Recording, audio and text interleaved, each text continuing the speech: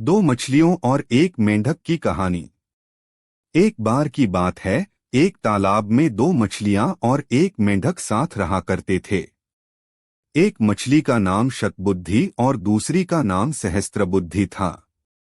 वहीं मेंढक का नाम एक बुद्धि था। मछलियों को अपनी बुद्धि पर बड़ा घमंड था, लेकिन मेंढक अपनी बुद्धि पर कभी घमंड नहीं करता था।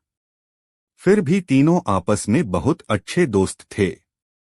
तीनों इकट्ठे तालाब में एक साथ घूमा करते थे और हमेशा साथ रहते थे।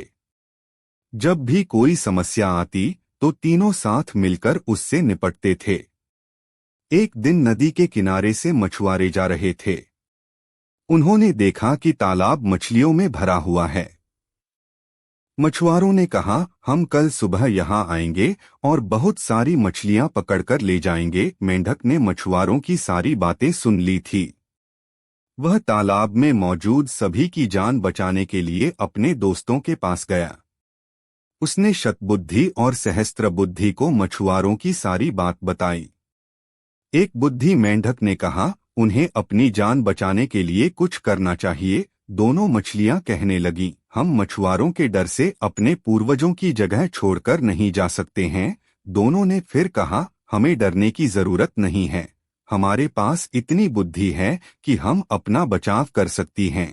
वहीं एक बुद्धि मेंढक ने कहा, मुझे पास में मौजूद एक तालाब के बारे में पता है, जो इसी तालाब से जुड़ा है।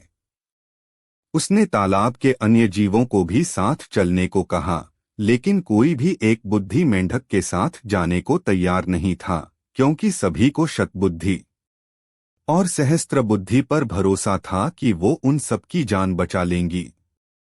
मेंढक ने कहा, तुम सब मेरे साथ चलो, मछुआरे सुबह तक आ जाएंगे। इस पर सहस्त्रबुद्धि ने कहा, उसे तालाब में छिपने की एक जगह पता है। शतबुद्धि ने भी कहा, उसे भी तालाब में छिपने की जगह मालूम है। इस पर मेंढक ने कहा, मछुआरों के पास बड़ा जाल है, तुम उनसे नहीं बच सकते हो। लेकिन मछलियों को अपनी बुद्धि पर बहुत गुमान था। उन्होंने मेंढक की एक न सुनी, लेकिन मेंढक उसी रात अपनी पत्नी के साथ दूसरे तालाब में चला गया। शतबुद्धि और सहस्त्रबुद्धि ने एक बुद्धि का मजाक उड़ाया। अब अगली सुबह मछुआरे अपना जाल लेकर वहां आ पहुंचे। उन्होंने तालाब में जाल डाला। तालाब के सभी जीव अपनी जान बचाने के लिए भागने लगे, लेकिन मछुआरों के पास बड़ा जाल था, जिस कारण कोई भी बचकर नहीं जा सका। जाल में बहुत सारी मछलियां पकड़ी गईं।